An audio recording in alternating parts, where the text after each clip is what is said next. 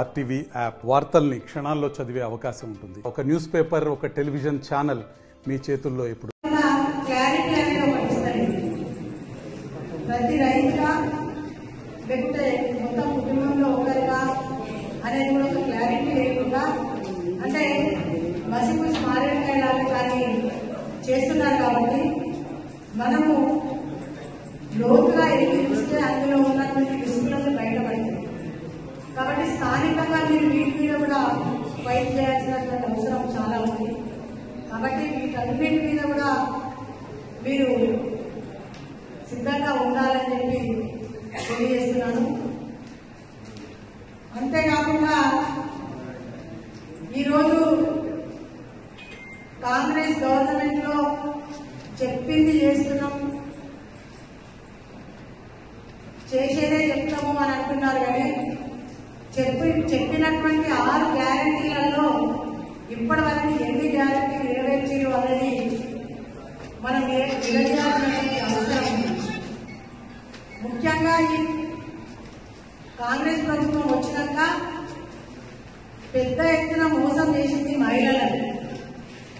కాబట్టి జిల్లా మహిళా మోర్చా తరఫుని కూడా తప్పకుండా దీని మీద పెద్ద ఎత్తున తీసుకుందామని చెప్పి మీ అందరికీ కూడా తెలియజేస్తున్నాను. అంతేకాకుండా అన్ని మోర్చాలు కూడా ఈరోజు కిసాన్ మోర్చా ఉంది.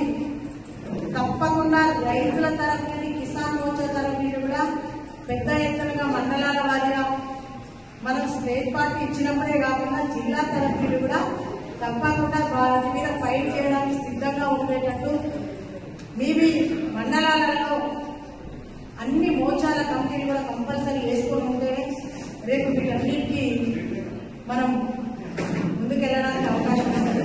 ఇన్ని మాయమాటలు చెప్పి ఎగ్జామ్స్ పెడుతున్నాం అంటారు, వాయిదా అంటున్నారు అంటేనే అర్థం చేసుకోవాలి ఎంత దొంగ తిరుగుడు ఉంది అని. కాబట్టి యువమోర్చా వాళ్ళు కూడా అందరూ సిద్ధంగా ఉండాలి అని చెప్పి ఈ సందర్భంగా తెలియజేస్తూ ఉన్నాను. రేపు రాబోయే రోజులలో ఇంతకుముందు నేను చెప్పినట్టు మన మెదక్ పార్లమెంట్ లో బీజేపీ 3వ ప్లేస్ ఉంది, బీఆర్ఎస్ ఫస్ట్ ప్లేస్ లో ఉంది అని. కానీ బీజేపీ మొదటి ప్లేస్కి వచ్చినాం, బీఆర్ఎస్ 3rd ప్లేస్ లో వచ్చినాం. కాబట్టి రేపు స్థానిక ఎలక్షన్లలో కూడా తప్పకుండా భారతీయ జనతా పార్టీ సంగారెడ్డి జిల్లాలో మొదటి స్థానంలో ఉండాలి అని చెప్పి అందరినీ కోరుకుంటున్నారు. తప్పకుండా అదే దిశగా మనం ముందుకెళ్తామని చెప్పి మీకు ఈ సందర్భంగా తెలియజేసుకుంటూ కూడా సంకోచించాల్సినటువంటి అవసరం లేదు. ఎందుకంటే ప్రజలు కాంగ్రెస్ చూసిరు, టీఆర్ఎస్ చూసిరు, కానీ సెంట్రల్లో భారతీయ జనతా పార్టీ అధికారంలో ఉంటే చూస్తే ఎన్ని విధాలుగా అభివృద్ధి ఉంది, దేశ ప్రధాని ఏ విధంగా పనిచేస్తుందో, మన దేశం ఏ విధంగా అభివృద్ధి చెందుతుంది అని ఎప్పుడైతే ప్రజలు ఆలోచన చేయడం మొదలు పెట్టిందో అప్పుడే మనకు తెలంగాణ రాష్ట్రంలో కూడా భారతీయ జనతా పార్టీ ఉంటే తెలంగాణ రాష్ట్రం అభివృద్ధి చెందుతుంది, అభివృద్ధి పథకంలో పోతుంది అనేది ప్రజలు నిర్ణయించుకున్నారు.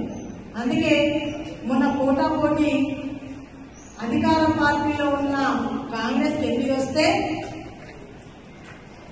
మరి భారతీయ జనతా పార్టీకి కార్యకర్తలే సరిగ్గా లేరు అన్న భారతీయ జనతా పార్టీ కూడా 8 సీట్లు ఇచ్చినట్లనే మనకు అర్థమవుతుంది ప్రజలు భారతీయ జనతా పార్టీ బయట చూస్తున్నారు.